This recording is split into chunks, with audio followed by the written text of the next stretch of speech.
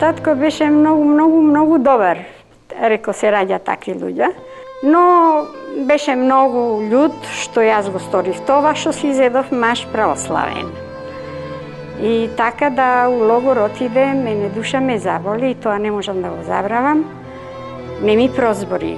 Јас испратив луѓе кај него за да го молам да ми опрости. И он ми рече, не, опроштај за тебе не постои, пошто си изгрешила многу. Јас кога отидов за православен, тоа беше, како да ви кажам, чудно на сите. Како на Аврам коен ќерка избега за православен? Како може тоа да биде? Љубовта, јака него, све друго. Ние бевме многу суеверни дома, вака патриархално сме пораснале, поштовање со празниците, сите празници, као Песах, као Јом Кипур, као Рош ха-Шана. И сите празници, Пурин, сите празници сме биле многу побожни. Секоја сабота татко ми, мајка ми одева у синагога. Многу жива атмосфера беше дома, весела фамилија бевме, атмосферата беше многу убава. Меѓу сите нас, роднините, такуѓе. Така да живеевме многу сложно. Сите за еден за сите беа. Нарочито имавме ние вака комшилук. Ќе отвориме вратите и сите комши ќе се собереме, 1, 2, 3 фамилии. Масите од крај до крај. Кој знае да свира на виолина, кој на гитара, кој да пее. Имавме Шомер Хацаир, Техелет Лаван имаше. Млади се собираме, па концерти даваат, позориште ќе даваат. Ке се веселиме, ке пееме, хора игравме. И така, многу живо беше, многу убаво беше, али Хитлер дојде однесе све. Кога ги собрава нашите, јас се криев, имав добри комши, никој не ме кажа, децата што играа надвор прашуева, бугарски војници бева, бугарите ги земава. Бугарија беа заедно со Хитлер, со немците. И бугарите дојдова, бугари стража, бугари ги собрава, бугарите куќите располагава, бугарите све. Бугарски војници прашуваат, има ли тука еврејка? Нема, ама да ме знаева, сите ме знаева, али не ме предале никој. Ме заштитуева едноставно. И свекрвата моја, јас кога ги собрава у логорот тука, у Монопол, сакав да идам да ги видам моите, мене ми беше многу тешко тамо, браќа, сестри, сите, братучеви, баби, сите.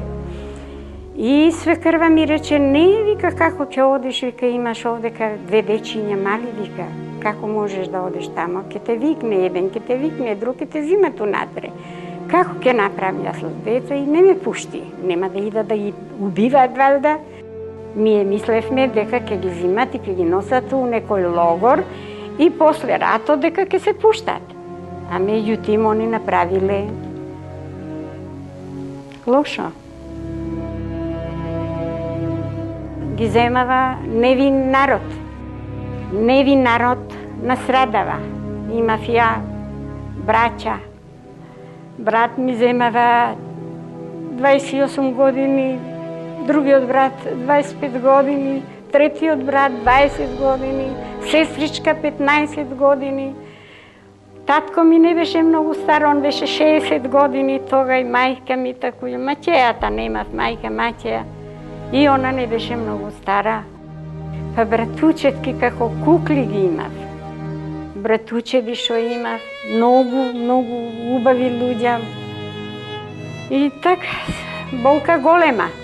Ми остана рана на срце. И ја после се криев. А ке чуеме германец, бргу дечиња доваѓаат бргу. Тетка не така, супер се вика, германци проваѓа. И јас, кога ја подум, кога е на ова таван, ке се кријам со све деца. Ке ми ги подаде ја трвам и децата на таван и ќе се качам. И така останав жива. Фала Богу, тие не ме издадува ни една.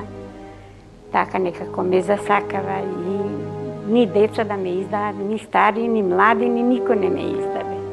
Што викаше татко ми, еден е Господ, вториот е комшија.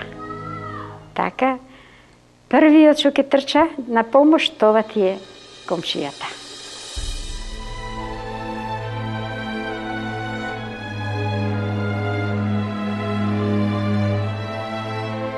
Моите деца, они работат и едниот и другиот, многу се пажливи спрема мене. Внуките многу за мене душа дават, а и ја за ним, сигурно и за деца, и за тие ми останале. Немам друго, нема кај да се завртам. Тие децата, внучињата и праунучиња уште по. Им кажувам дека каква била работата и им објаснувам на децава дека ете имало душмани по векот, упропастиле народот, ми ги зедоа сите најмилии што бева.